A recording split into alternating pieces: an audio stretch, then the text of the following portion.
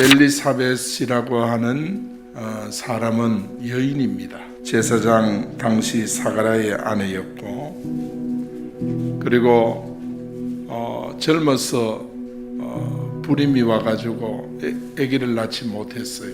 그러나 이제 나이가 많아서 하나님의 응답으로 하나님이 태문을 열어가지고 세례 요한을 잉태해서 출산한 것입니다.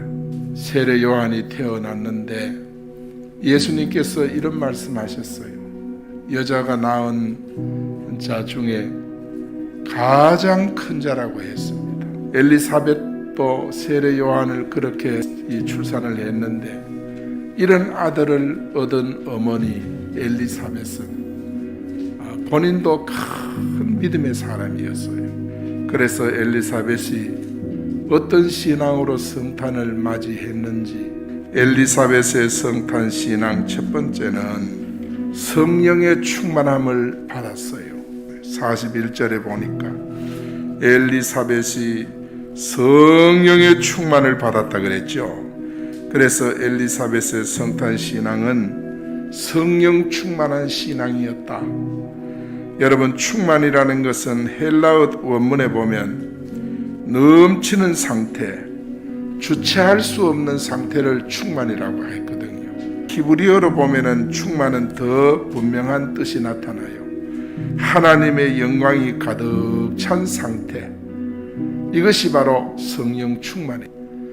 성령께서는요, 말하게도 하고 생각나게도 하고 일하게도 하고, 성령께서는 우리의 길을 인도도 하시고 때로는 이끌어도 주시고 때로는 밀어도 주시고, 성령이 충만히 역사하면 때로는 지혜도 주시고 때로는 분별력도 확실히 해주셔서 주의 일을 지치지 않도록 성령은 날마다 힘으로 밀어주시는 줄 믿습니다.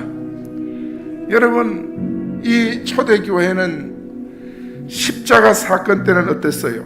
제자들이 비겁하게 다 도망을 치고 그랬지만은, 저들이 예수님 십자가에 못 박히자 절망하고 낙담을 해서 뿔뿔이 다 흩어졌지만은, 그러나 저들이 성령의 충만함을 받고 저들은 놀라운 기적을 이루었어요. 성령 충만을 받고 상상할 수 없는 역사가 일어났어요. 우리가 뜨거우면 악한 영들이 우리에게 역사 못합니다. 범죄를 못합니다. 악한 영들이 결코 우리를 무시하지 못합니다. 기도를, 말씀을 붙들고 기도하고 정말 주의 복음에 힘을 쓰면 하나님께서 성령의 충만을 부어주시는 줄 믿습니다. 두 번째로, 태중의 아이가 복이 있다고 했어요. 이 말은 뭐냐? 예수님을 알아보았다, 이 말. 평생을 신앙생활을 해도 예수님을 알아보지 못한 사람들이 너무 많아요. 41절 43절에 보면 엘리사벳이 성령 충만받아 큰 소리로 여자 중에 내가 복이 있으며 내 아이도 복이 있도다. 내 주 어머니가 내게 나오니 어찌된 일인가. 44절에 보면 보라, 내 문 안에 문안하는 소리가 내게 들릴 때에 아이가 복중에서 기쁨으로 뛰놀았도다. 엘리사벳이 성탄 신앙은 뱃속에 있는 예수님을 알아보았다는 거예요. 요한복음 5장 24절에 보면 진실로 진실로 너희에게 이르노니 믿는 자는 영생을 얻었고 구원을 받았다, 그 말이에요. 믿는 자가 구원을 받습니다. 믿을 때 구원이 옵니다. 믿을 때 역사가 일어나는 거예요. 어떻게 믿느냐? 듣고 믿는 거예요. 믿음은 들음에서 납니다. 복음을 계속 들을 때 살아나는 거예요. 살아난다는 말은 무슨 말입니까? 치유된다는 뜻이에요. 치유된다. 살아난다는 말은 악한 영이 떠난다, 어두움이 물러간다, 흑암이 물러간다, 이 말. 복음을 계속 이야기하면 사단은 떠나는 줄 믿습니다. 그러니까 우리 인생을 불행하게 만들고 방황시키고 전부 뭐냐? 사단인데, 이 사단을 결박하고 쫓아내는 유일한 방법은 복음밖에 없는 줄 믿습니다. 바울은 처음에는 예수님을 알아보지 못했어요. 그렇기 때문에 예수 믿는 자 핍박하고 죽이는 데 가담하고 이랬어요.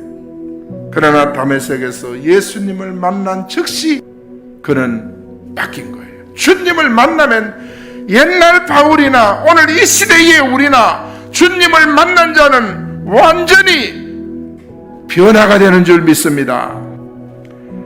여러분, 예수님을 바로 알아야 우리가 바로 섬길 수도 있고 바로 살 수도 있고, 여러분, 성탄절은요, 예수님께서 사단에게 속아서 죄를 짓고 하나님을 떠난 인생 문제를, 이게 인생의 근본 문제인 거예요. 이 문제를 해결하러 오신 예수님의 생일이 바로 성탄절이에요. 사단을 결박하기 위해 오신 성탄절, 죄를 해결하기 위해 오신 성탄절. 그래서 예수님을 모르면 성탄절은 의미가 없어요. 여러분, 인생 문제를 예수님이 해결했습니다. 깨끗하게 해결한 줄 믿습니다. 엘리사벳처럼 예수님 바로 알아보고 바로 섬기는 우리 진천교회 성도 되기를 원합니다. 세 번째, 주께서 하신 말씀의 성취를 믿었어. 45, 하나님께서 주신 말씀이 반드시 이루어지리라 믿은 그 여자가 복이 있다 그랬어. 이 말은 말씀의 예언을 믿었다는 뜻입니다. 여러분, 말씀은 그대로 성취되는 줄 믿습니다. 그래서 엘리사벳의 신앙, 성탄 신앙은 하나님이 말씀하신 예언을 그대로 믿은 거예요. 여러분, 믿음이라고 하는 것은 확실이란 뜻을 가지고 있고 확고하다는 뜻을 가지고 있어요. 그리고 견고하다는, 그 믿음이 들어가면 신앙이 얼마나 견고한지, 아무리 주변에 흔들고 환경이 흔들어도 믿음이 견고하니까 안 무너져요. 믿음 약한 사람의 특징, 흔들립니다. 많이 흔들리면 심지어 무너집니다. 이게 약한 것의 특징입니다. 우리는 말씀의 성취를 믿어야 합니다. 말씀을 굳게 붙잡아야 합니다. 계시록 1장 3절에 보면 하나님의 말씀을 읽고 듣고 지키는 것, 이것이 바로 우리가 견고한 자, 확고한 자, 확신이 있는 자, 이게 바로 믿음이 있는 사람입니다. 세상 역사는 사람들이 써놓은 대로 흘러가는 거 아닙니다. 하나님의 계획대로 세상 역사는 흘러가는 줄 믿습니다. 그래서 성경은 한마디로 예언서입니다. 우리가 성경을 붙잡아야 될 이유가요, 말씀이 다 성취됐어요. 마지막 1%가 성취되지 않았는데 그게 바로 재림입니다. 이것도 곧 성취되는 것입니다. 정말 이것을 믿고 확신하는 것이 바로 믿음이에요. 여러분, 어떤 기준으로 신앙생활 하시렵니까? 99%의 사람들은요, 사람 중심으로 살아요. 그러나 그 중에 1%의 사람은 말씀 중심으로 산대요. 여러분, 그 1%에 해당하는 여러분 되기를 축원합니다. 1%의 성도가 말씀 중심으로 살 때 하나님께서 여러분에게 성령의 충만한 은혜를 주시는 줄 믿습니다. 성경이 우리에게 주는 가장 DNA는 뭡니까? 예수는 그리스도. 오늘 결론입니다. 그러므로 여러분도 성령의 충만함을 체험하고 성령의 인도받으며 살기를 원합니다. 엘리사벳처럼 예수님을 바로 알아보고 바로 섬기는 여러분 되기를 원합니다.